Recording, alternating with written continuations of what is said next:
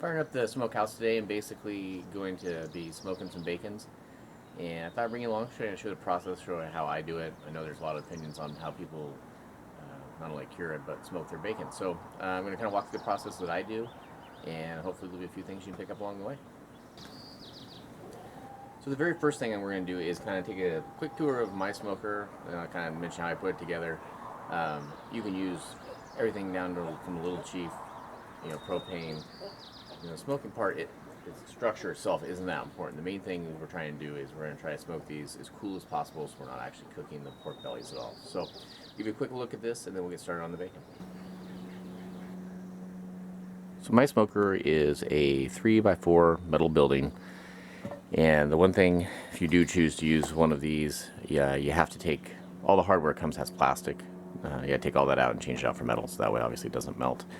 And then the only other thing we really did before we got this thing going is we came in with a weed burner and hit all the walls to make sure that any paint or residue, whatever, got kind of burned off. This building doesn't get that hot because it's, like I said, we're going to basically be cold smoking these, or cool smoking them because it's supposed to be fairly warm today. But anyway, the only other thing we really added was some rails, and we'll put our bacon hangers up there, and we'll get a fire going.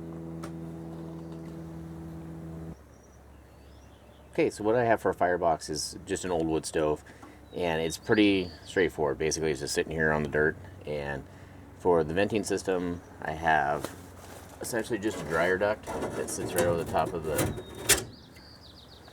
the chimney outlet, and it runs through that ducting into the bottom of the smoker. And all that's really doing is allowing the smoke to get out of this and into there and cool down a little bit along the way.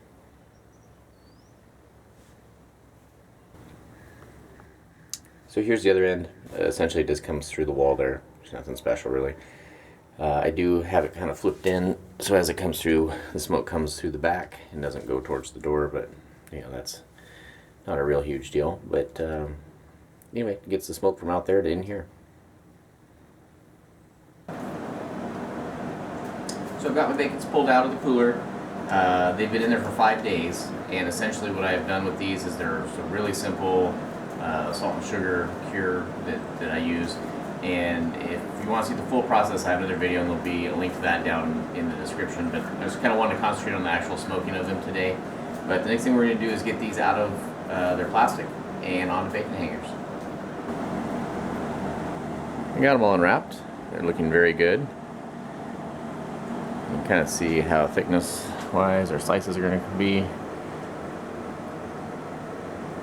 But next step is to get them onto these bacon hangers. You don't have to use hangers, you can use twine and string them up, but these are a lot more convenient and they're really not very expensive. So if you're doing very many of them, it's a good thing to have around for this process. So getting your bacon on your hangers is pretty simple. These things just poke through. On your bacon, there's one in that has kind of a little bit more of the underbelly or the skirt, and it just doesn't hold them as well. So I always try to put them through the thicker end. And the way these work is they kind of have their prongs going up towards the top. So they put them in and push them all the way through.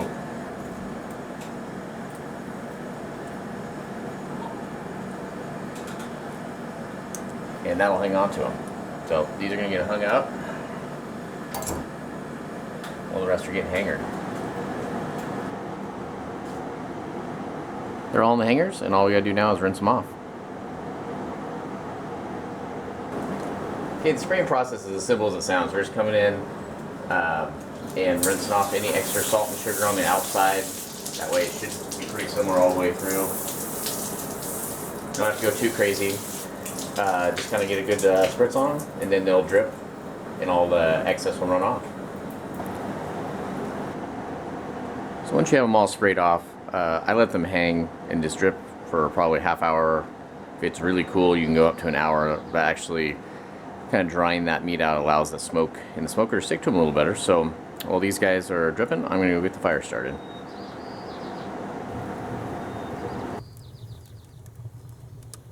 Got my smoke box going. All this wood I use almost exclusively for pork products. Apple. I use 100% apple for the bacon, 100% apple for the hams. And what I'm going to do here is I'm just basically got some kindling sized pieces of apple wood that I'm going to let kind of burn off here, and then we'll tamp this thing down and get it more of in a smoking mode. But I just pulled the chimney off here so it's not heating up the actual smoking shed, and we'll get these kind of charred up and ready to smoke.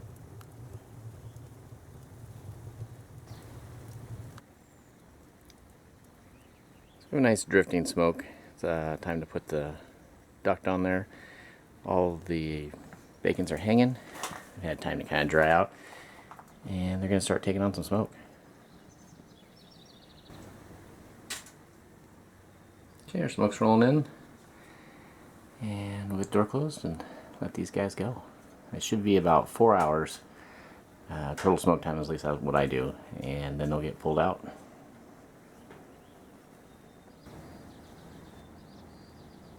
Okay, about 4 hours have passed, and we're down to just a little bit of coals, so that worked out pretty good for the amount of wood.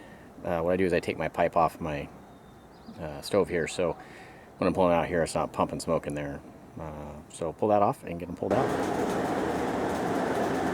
So got them all pulled out of the smoker. Yeah, nice color to them.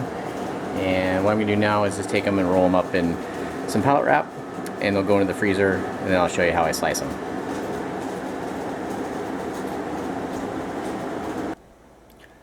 Bacons have been in the freezer for over 24 hours and they're frozen solid, and we found just slicing them actually totally frozen, you get your cleanest slices out of them. So we'll get a couple on the slicer and I'll kind of show you how we run them through, but essentially that gets you a nice even slice.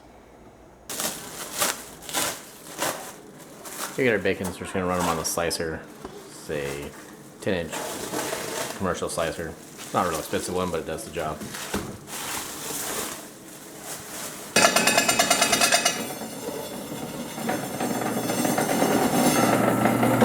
The very first thing we do is just kind of square it up into a block. We'll cut off some off both sides and both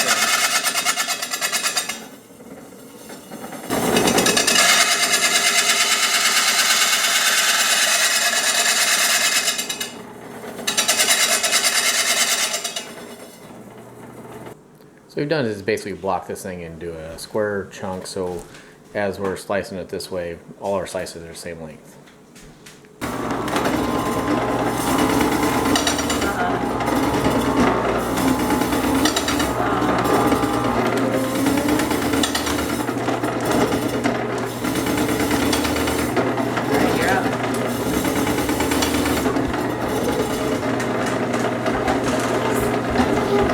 Okay, here's our final product. It's coming out beautiful. As always, thanks for watching. Have a good one.